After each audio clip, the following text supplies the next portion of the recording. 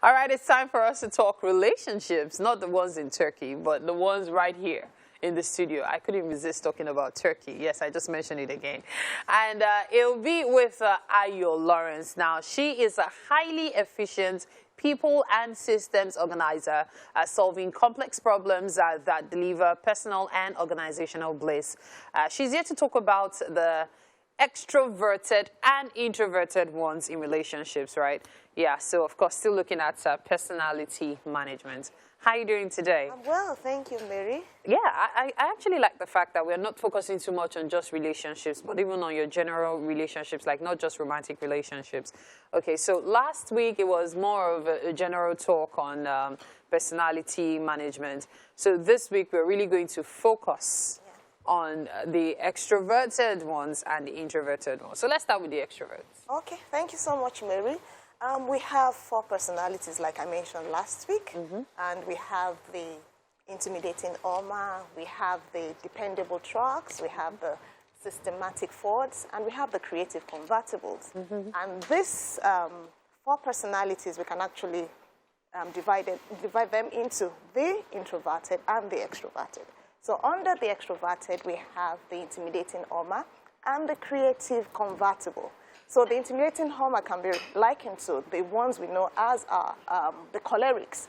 So they are the ones that are blunt, they are the ones that are driven. If they're not careful, you can see them as slave drivers, you know. They want to get whatever they want to get done and want to get it done now, fast. So those are the intimidating Homers. Then we have the creative convertibles. So these ones, like the name of the car is, you know, they are the flashy ones. When they get into a room, you know, they are here. They love bright colors, you know. Everything about them is shining. I already have someone in mind. She's right here.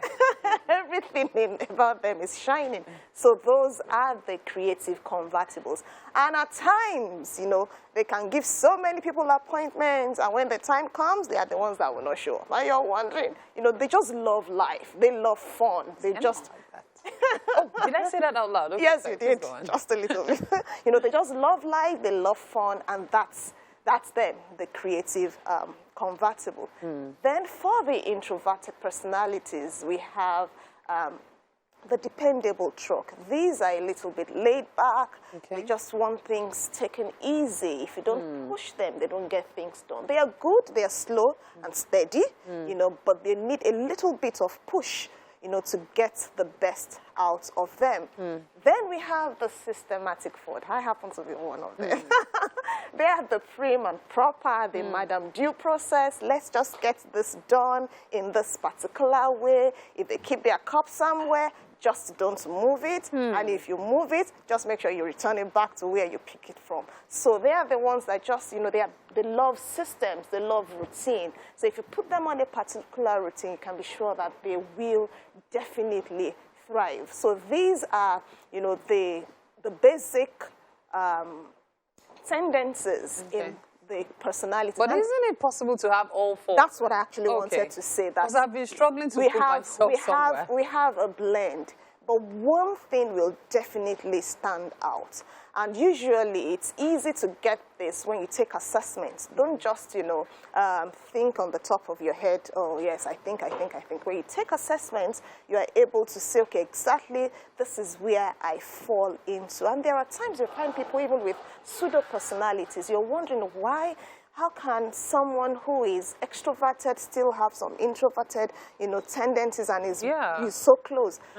Most of the time, there is something they're dealing with. Is either they're trying to mask something, you know, they're not really coming out to show their true self.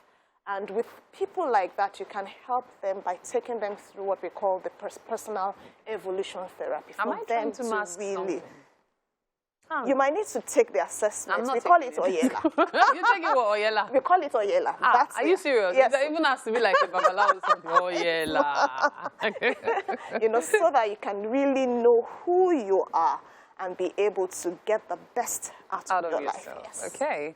All right. So we've talked about this personality parts, but I'm just wondering, when we talk about someone being extroverted and we talk about someone being introverted, I look at somebody, maybe after 2-3 minutes with them, how can I group them or put them in a particular box? Well, most of the time, you can't hide who you are. So, when you meet some people, it just shows. You know, they come into the room, they're greeting everybody. Hi, hello, how are you? How are you doing? So with that, you can actually say, this person is extroverted. But as much as possible, I tell people that there are times people put up a front. That may not be them in reality. They just found themselves in that space and they say, well, you know what, let me just play the part. And you know, they just do that. But for you to be clear and to be correct to a reasonable extent, it's always good to take the assessment. That way, you know, you're sure that this is who this person is, and it's not just playing this part at this point in time. But yeah, there are people who come into a room and they're just quiet and just seated, and you think they're quiet, but and really, then 5 minutes later, life of the party. See? So one really needs now, to be able to do let's that. narrow it down to relationships. Okay. So how can this influence relationships?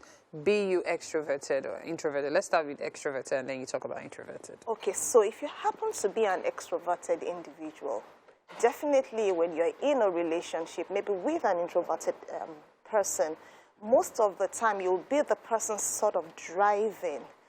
But I tell people that even if you're different, you've got to become a kind. Try to, you know, support each other. Try to work together as a team. You know this person's strength. You know this person's weaknesses. He or she knows your strength, knows your weaknesses. So the two of you can, you know, synergize and ensure that you work together as a team. So it doesn't matter whether you're extroverted or you're introverted, or you're both extroverted or you're both introverted. The bottom line in every relationship is, are we seeking to understand each other so that we can get the best out of the relationship? Amazing. Like, I've learned a lot today, especially about the personality that has a tendency for using and dumping. It's easy to make out from the explanation you made, but it's all good though. Thank you so much for being on the show today, Ayo Lawrence. Thank you so much. Thank you. For you to really catch up on everything we've discussed, you need to check out this conversation via our YouTube channel. It's an expose. That's the best thing to call it. We'll take this break, and of course, we'll be right back. It's still Wake Up Nigeria. Stay with us.